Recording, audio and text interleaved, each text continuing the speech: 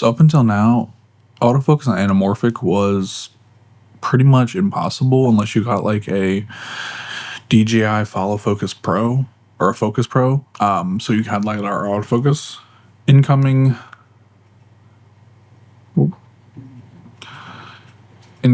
the Sirui autofocus prime anamorphics.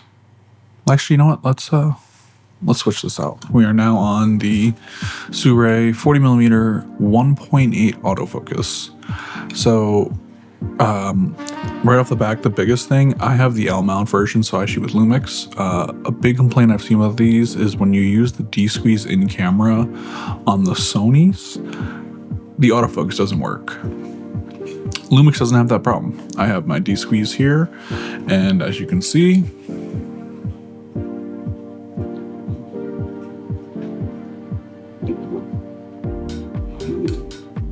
autofocus is working fine. So let's talk about this lens. It's a 1.33 crop. Now, normally with anamorphics, you always want to try to shoot open gate to get you that nice squeeze. This is currently on open gate. With the 1.3, it gives me a good 16:9 aspect ratio, so I don't have to really worry much. I do lose a bit, so I'll go right out. So here's the end of my frame.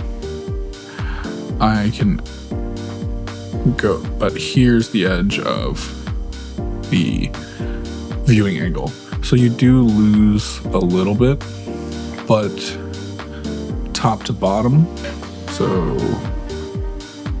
top of the frame, bottom of the frame, I can kind of go down to here.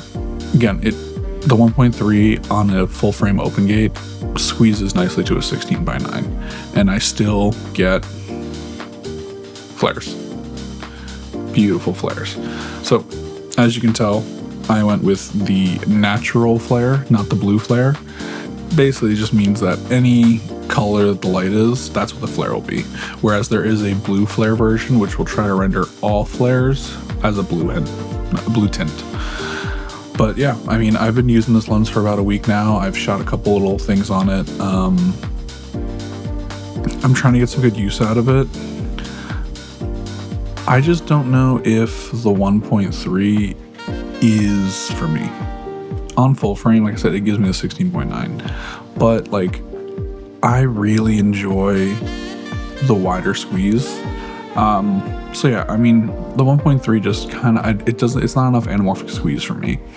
I enjoy a much wider field of view. So I have I believe it's the Venus, the 1.6 full frames by Sirui. I love that lens. I have the 35. I'm thinking about picking up the rest of the set. But that 35 is amazing. You get such a nice image out of it. I used it on my last short, the Woods Whistleback, and it was amazing. Now this one is so much nicer because I do a lot of solo filmmaking and I film by myself. So having autofocus on this lens is pretty incredible. I do really want to try the 20mm they have as well. I just haven't been able to get my hands on it yet. But I mean, the 40 it's been great so far. And now this is an APS-C lens. So if I do switch to either APS-C mode at like a 4x3, you get a little bit more of a squeeze.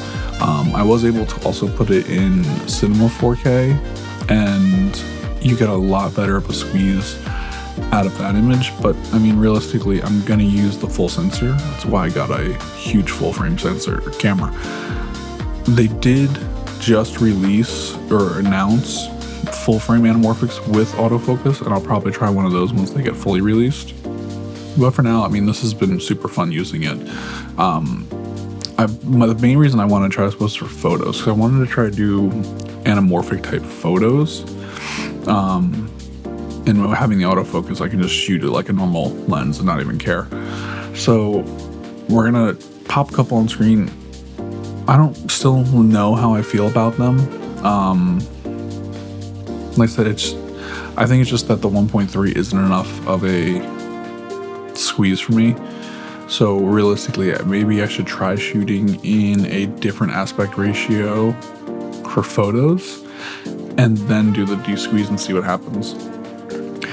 But a nice thing is, if you can hear it, I forget if I have it clicked or not. Let me see. I have the click on. So it has a clickable aperture ring.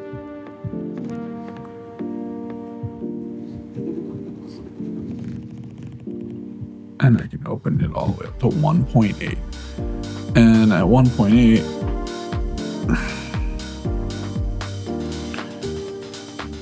you still get a very nice flare coming across there. But the bokeh is a little bit more horizontal. And then once you stop it down to like 2.8, you get that very nice glow. And well, I'm not even in the frame, I just realized. You get that very nice glow and that traditional anamorphic bokeh you're used to. So it has an auto mode as well, so you can control your aperture directly from camera, which is really nice, especially when you have it declicked, because then it's super smooth. So this is with focus ring, and then this is with moving. That's with the back dial.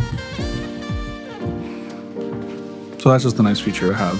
You also get your autofocus on and off here, and you have an autofocus lock for trying to snap that focus to really quickly. So like, it's a great lens to have. And it gets most of my shots for me without any thought of, oh my God, I'm shooting anamorphic, I need to make sure everything's in focus, I need to do this, it take care of it. I mean, I have the eye tracking on right now, and it's been doing fine. It's pinpoint to my eye the entire time.